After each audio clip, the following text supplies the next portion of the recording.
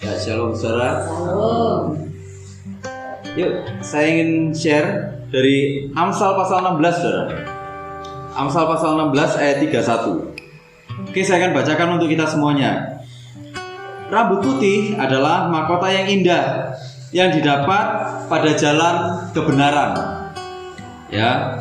Jadi Salomo menuliskan Amsal. Dia bilang rambut putih adalah mahkota yang indah yang didapat pada jalan kebenaran. Ya, saudara, Amsal ini digubah untuk mengajarkan kepada umat Allah. Waktu itu Salomo matang-matangnya usia, saudara. Matang-matangnya usia. Jadi masa pemerintahannya juga ada di puncak, ya, di puncak apa ya? Puncak kejayaan, betul. Ada di puncak kejayaan, secara ekonomi mapan sekali, negaranya aman sekali, ya. Nah, Amsal digubah kemudian oleh Salomo untuk mengajarkan kepada khususnya anak-anak muda ini tentang apa? Tentang bagaimana menjalankan hidup, ya, menjalankan hidup yang bagaimana, yang menyenangkan Tuhan.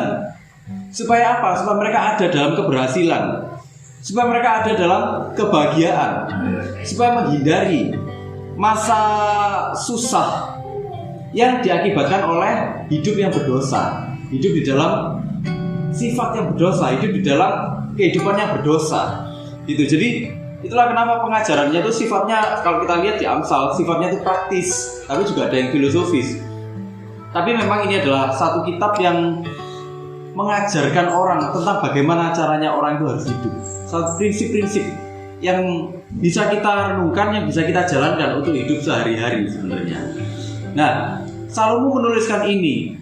Rambut putih, saudara, dibilang rambut putih adalah mahkota yang indah. Saudara, rambut kita ini sudah mulai ada yang putih semua, ya. Saya aja udah ada yang putih loh, saudara. Saya bahkan mulai lahir itu sudah putih rambutnya, saudara, ya. Sudah ada putihnya rambutnya.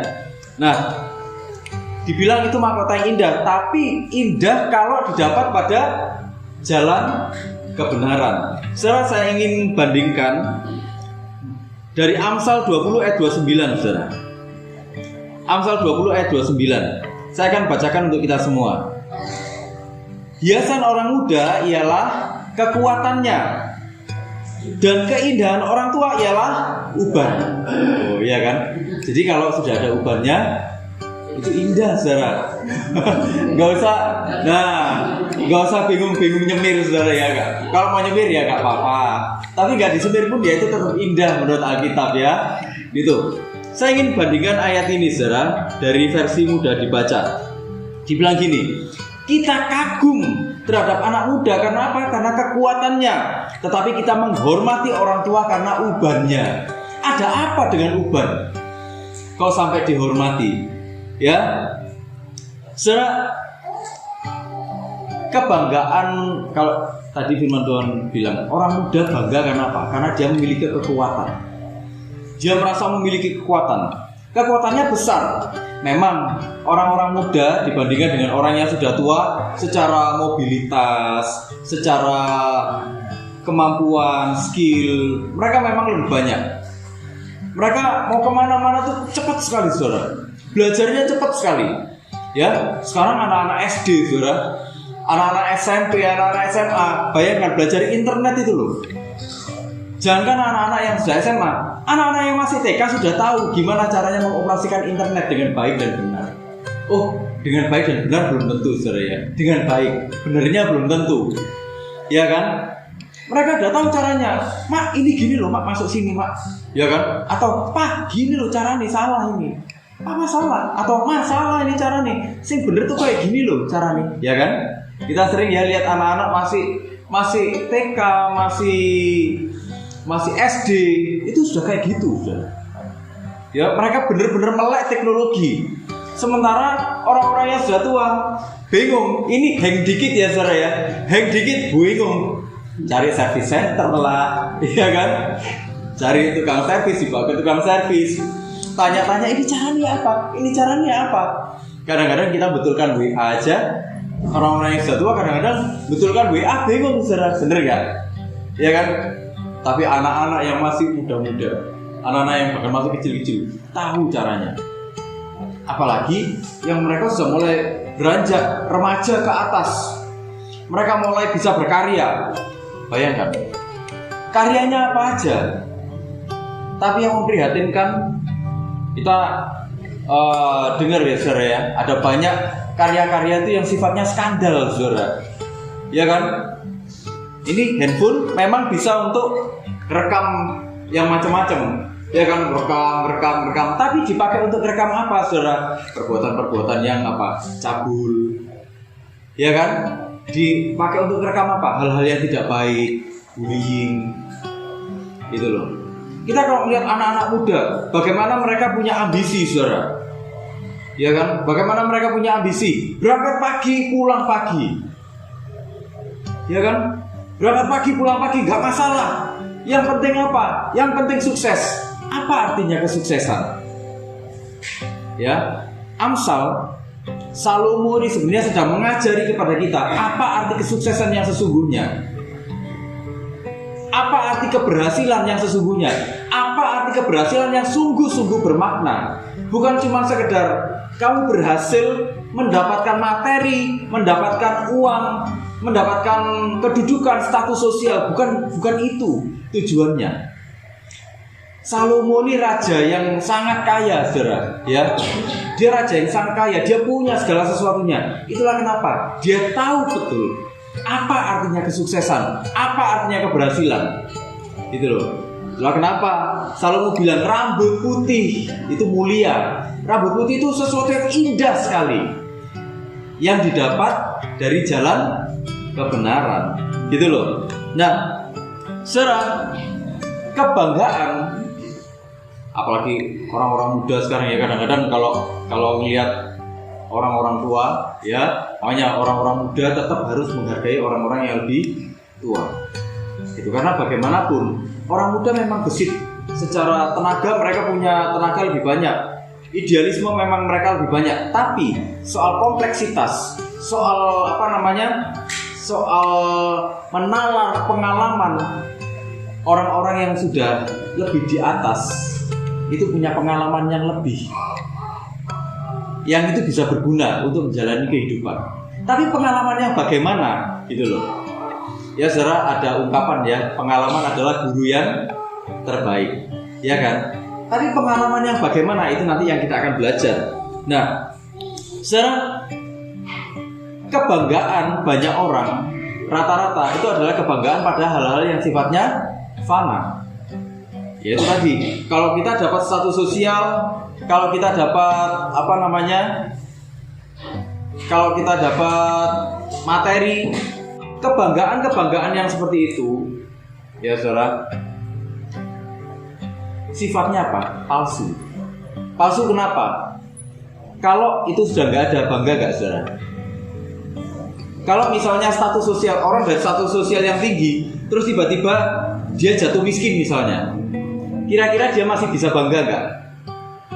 Yang ada depresi ya, depresi, pingin bunuh diri, benar nggak? Enggak ya. Ada yang nggak kepingin bunuh diri, ada saudara. Tapi rata-rata orang stres, ya kan? Ketemu orang lain malu, ya kan? Nanti orang bilang apa, ya kan? Selalu ngomong gitu, nanti orang bilang apa? Artinya apa?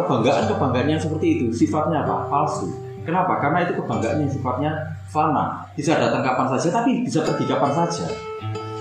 Tapi masalahnya itulah yang dicari oleh orang-orang muda zaman sekarang. Ada istilah YOLO, you only live once. Kamu cuma hidup sekali, jadi nikmati apa aja yang kamu bisa nikmati. Gak peduli, apa aja nikmati. Saya tadi baca berita, saudara. Baca satu berita, ada duplikat gitu. Saudara, yang banyak kejerat sama pinjol itu siapa, saudara? Kebanyakan anak muda. Umur berapa, saudara? 19 sampai sekitar 34 tahun. 60% yang terjebak itu anak-anak muda, umur 19 sampai 34 tahun. Saudara tahu uangnya dipakai untuk apa? Untuk gaya hidup, saudara. Wah, gaya hidup ini apa? Macam-macam, ya kan? Beli barang konsumsi, barang-barang branded, barang-barang yang bergengsi, ya kan? Tapi kebanggaannya kan cuma sekali aja, bener nggak? Itu pun kadang-kadang karena tuntutan lingkungan. Kalau nggak pakai merek ini kita nggak temenan, wah gitu ya. Atau kalau nggak pakai ini, kalau nggak pakai misalnya nggak pakai jam yang merek ini, atau misalnya nggak pakai handphone yang merek ini, gadget yang merek ini, nanti nggak dianggap orang, ya kan? Ada yang berpikir seperti itu, saudara, ya kan? Kebanggaannya apa? Palsu. Waktu sudah terjerat pinjol, apa yang terjadi? Teriak-teriak. Kenapa itu yang korupsi? Itu kenapa kok masih bisa ambil kredit di bank? Oh iya kan? Itu waktu mereka sudah kejerat. Loh, waktu ngambil kredit kok nggak mikir sampai ke sana. Loh iya kan? Itulah anak muda. Kebanggaannya hanya ada pada kekuatannya. Gitu loh.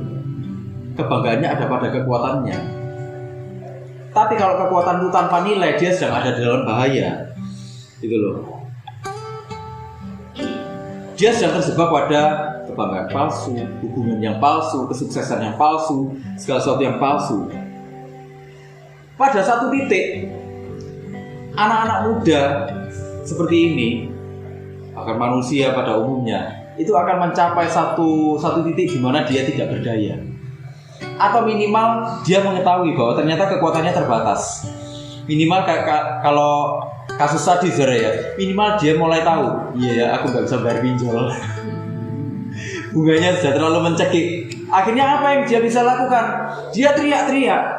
Itu yang korupsi. Dalam nggak usah nyalakan orang lain. Koreksi aja diri sendiri. Kenapa kok bisa sampai jatuh ke sana? Gitu loh. Nggak usah nyalakan orang lain. Kalau mau nyalakan orang lain, sekalian aja nyalakan Adam sama Hawa. Kenapa dulu kok mau ditipu sama ular? Gitu loh. Ya kan, yang jauh sekalian gitu. Lah iya, komplainnya tuh sekalian aja gitu loh, jangan nanggung-nanggung gitu ya. Nah itu loh. Itu anak-anak muda kita gitu loh. Saudara, orang kalau sudah masuk rumah sakit, ini orang yang pokoknya semua dicoba, seks bebas dicoba, minum dicoba, nggak tidur, narkoba dicoba, akhirnya apa? Organ-organ dalamnya hancur. Masuk ke rumah sakit, dia terbaring di rumah sakit, dia nggak berdaya. Sama dokter dibilang suntik, sama dokter dibilang operasi. Apa yang dia bisa lakukan? Iya kan? Dari situ dia mulai kadang-kadang menyesali, kenapa dulu melakukan ini. Mulai dia tahu bahwa dia terbatas. Mulai dia tahu bahwa dia ini sebenarnya nggak bisa apa-apa. Semua ada batasannya. Namanya aja manusia. Wong suatu saat semua pasti mati kok.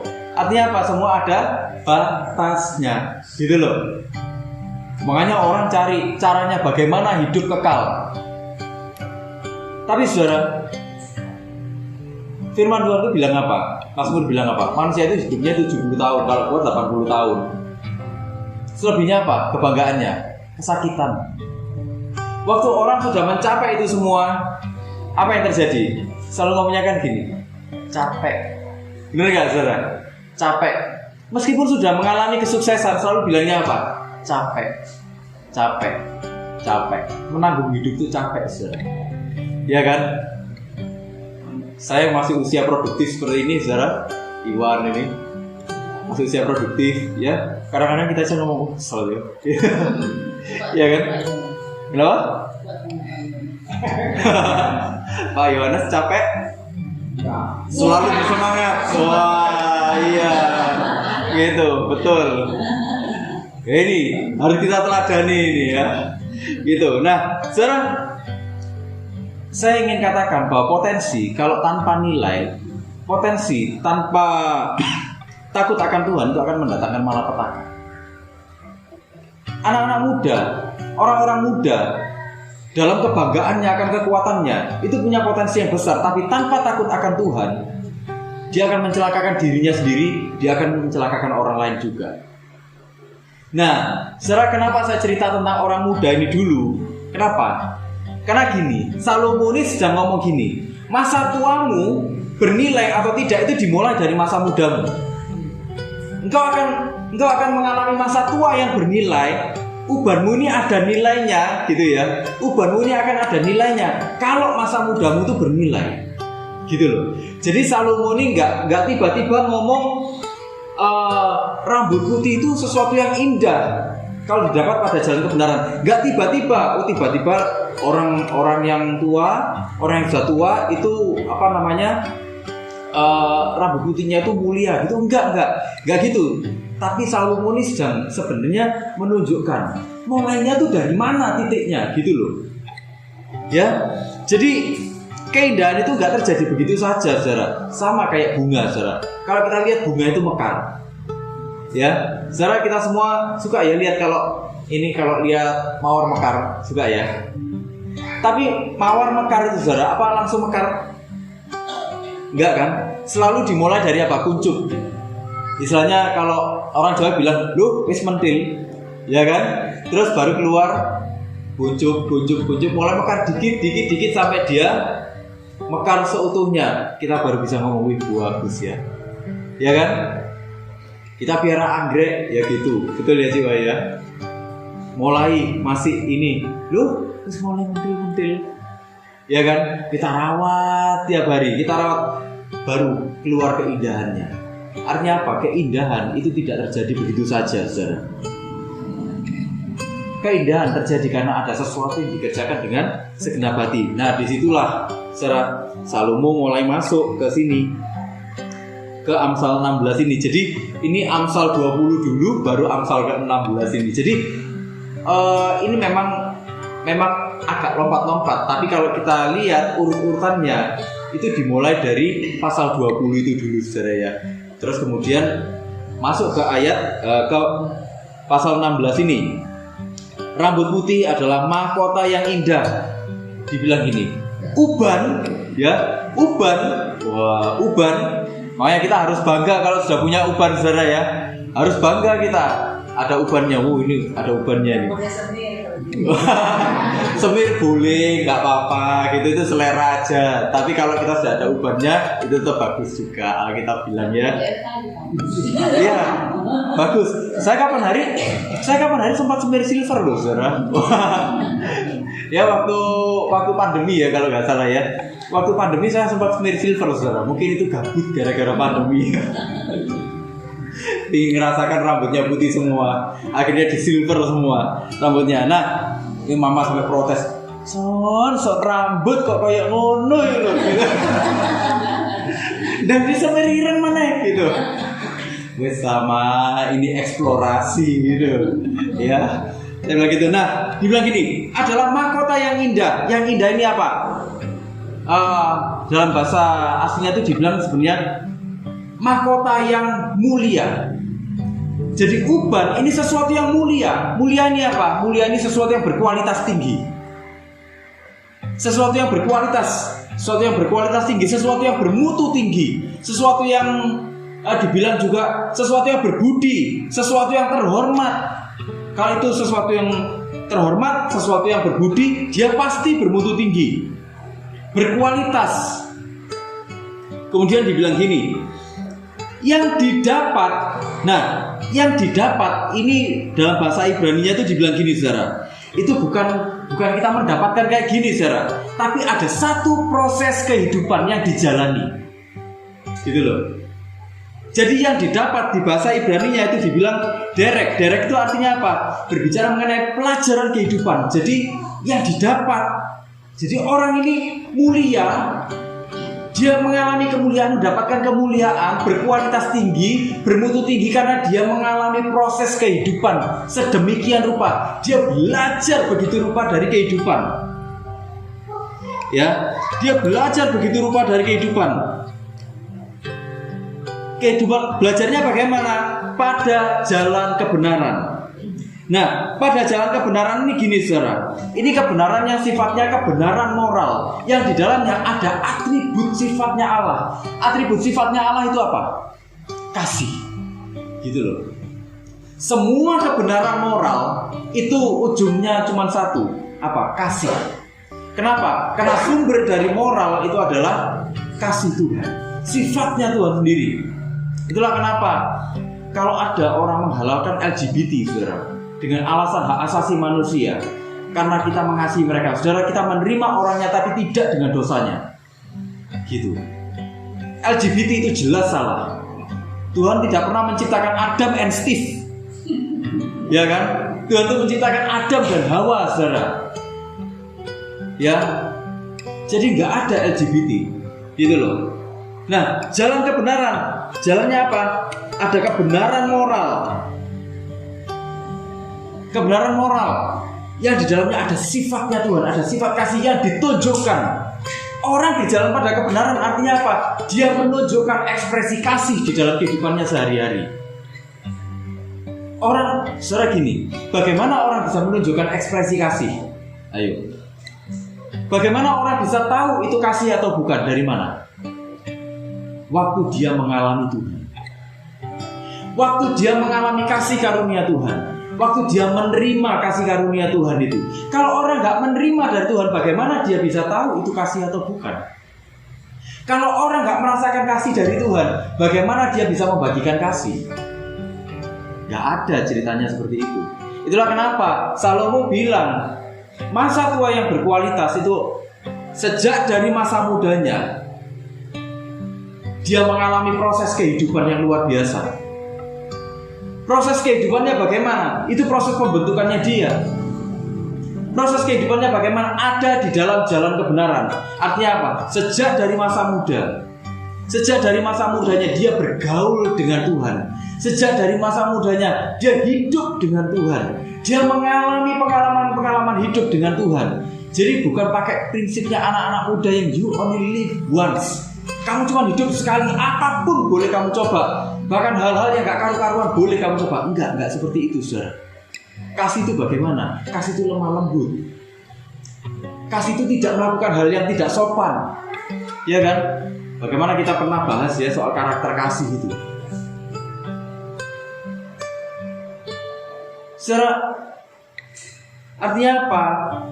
Kalau kita mau bermutu tinggi, jadi orang-orang yang bermutu tinggi di masa tua, saudara, di masa muda, kita harus berjalan bersama dengan Tuhan. Supaya apa? Jadi Salomo itu sudah gini, setiap ubanmu itu menunjukkan bagaimana kamu berjalan dengan Tuhan. Oh gitu loh, saudara. Jadi Salomo itu lagi ngomong kayak gitu. Setiap ubanmu itu satu kemuliaan yang menunjukkan bagaimana kamu hidup bersama dengan Tuhan.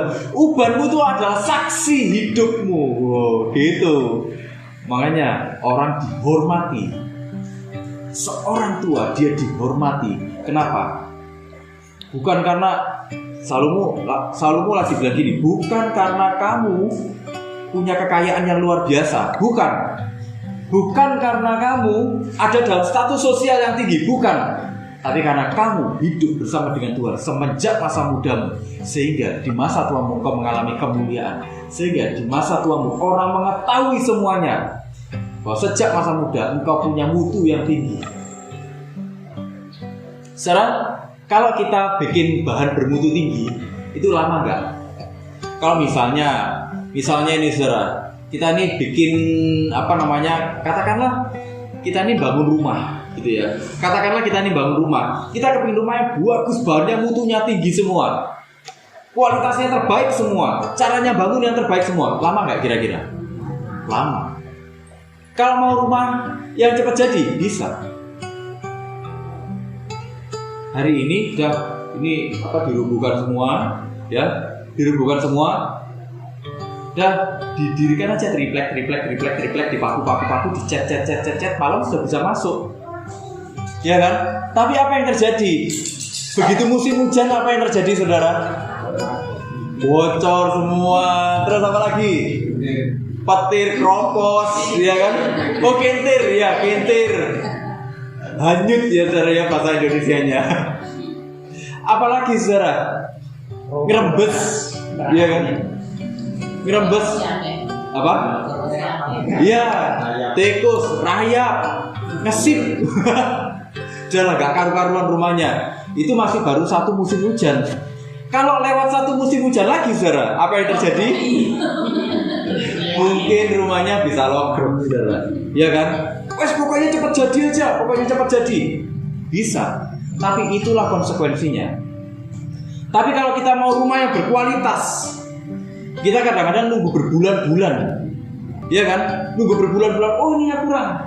Oh ini saya minta yang seperti ini. Bahannya harus yang kayak gini. Loh tapi banyak di pasaran nggak ada. Ini harus nunggu dulu, harus inden dulu. Lebih baik inden daripada cari yang ada di pasaran tapi nggak sesuai dengan standar saya. Wah, ya bener nggak saudara? Tapi waktu rumahnya jadi, kita masuk puas gak?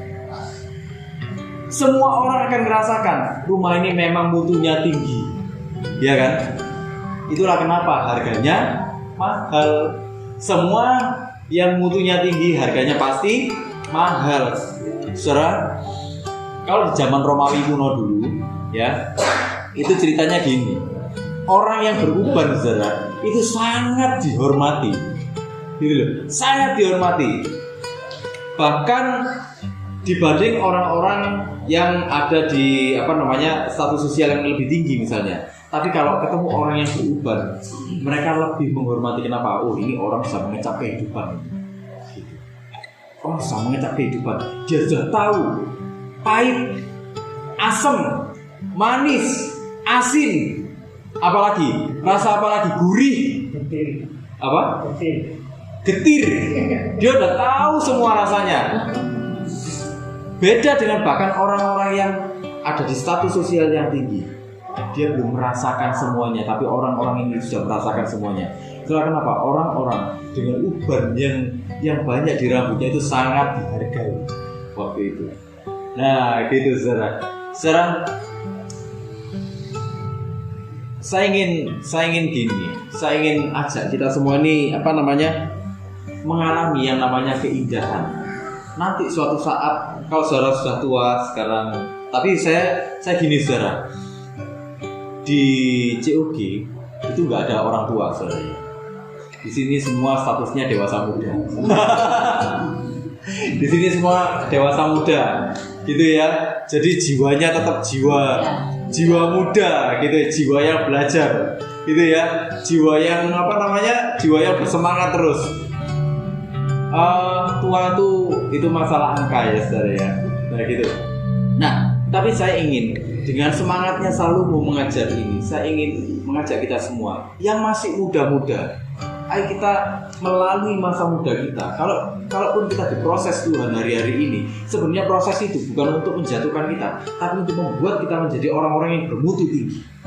Sebenarnya orang-orang yang suatu saat karena dia bermutu tinggi, dia akan dicari orang. Karena dia dicari orang, dia akan mengajarkan kepada orang jalan kepada kebahagiaan. Apa jalan kebahagiaannya? Jalan bersama dengan Tuhan. Saya mengalami kebahagiaan di masa tua saya karena siapa? Karena sejak masa muda saya hidup bersama dengan Tuhan.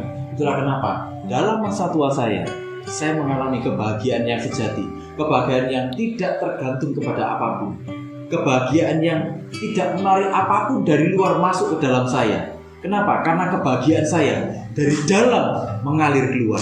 Kenapa? Karena Dia Tuhan ada di dalam saya. Gitu loh. Kita yang masih usianya muda-muda, yang masih punya kekuatan mobilitas tinggi, yang tadi Amsal bilang dikagumi karena kekuatannya, kita yang masih punya kekuatan. Ayo sandingkan kekuatan kita, kemampuan kita dengan takut akan Tuhan, dengan jalan pada kebenaran Tuhan.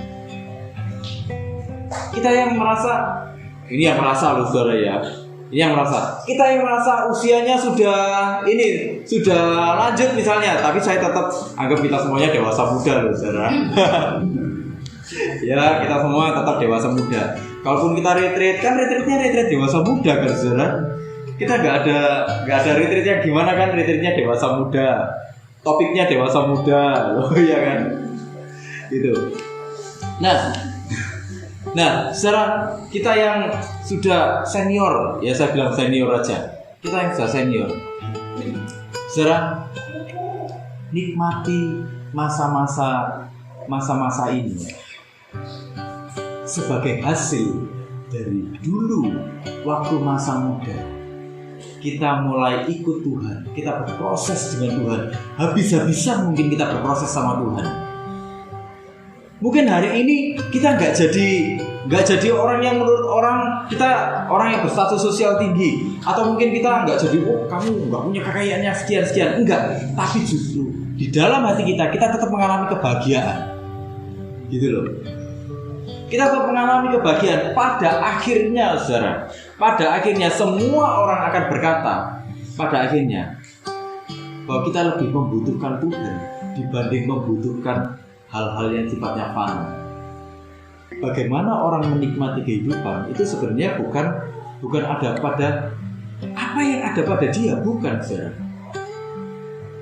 Orang menikmati kehidupan waktu dia tahu fokusnya dia sama siapa, dia lagi berjalan sama siapa, gitu. Saudara, orang sekarang kalau ditanya hidup untuk kerja atau kerja untuk hidup, ayo, ada orang yang gini, ya kita kerja untuk hidup. Oh iya kan, kita kerja untuk hidup. Kalau kita nggak kerja ya kita nggak hidup. Atau hidup untuk kerja?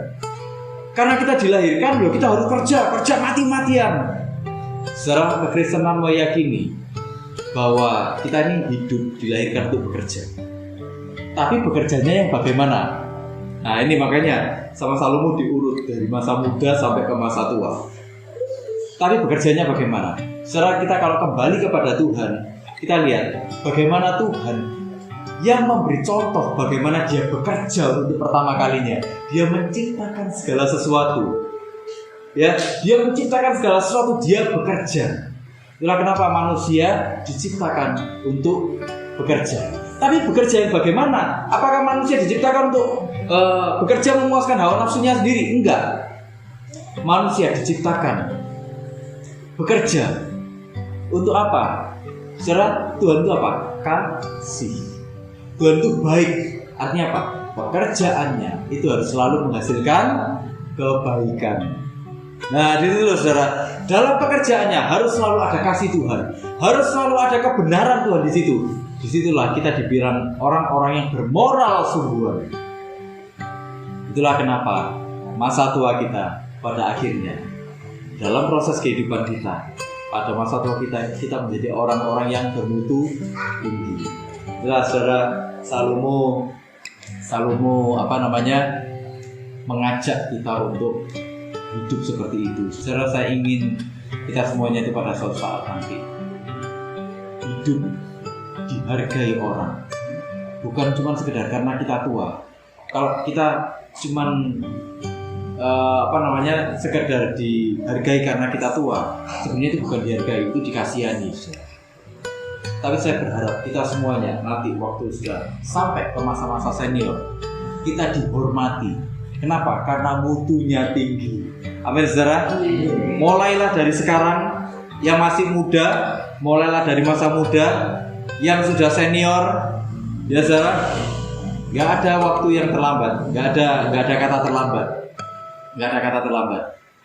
Yang sudah senior bukan cuma tetap memulainya, bukan cuma tetap mengerjakannya, tapi yuk kita ingat lagi masa-masa itu kita sudah mengerjakan semua. Hari ini berbahagia. Amin. Jadi kita sama-sama berdoa, saudara.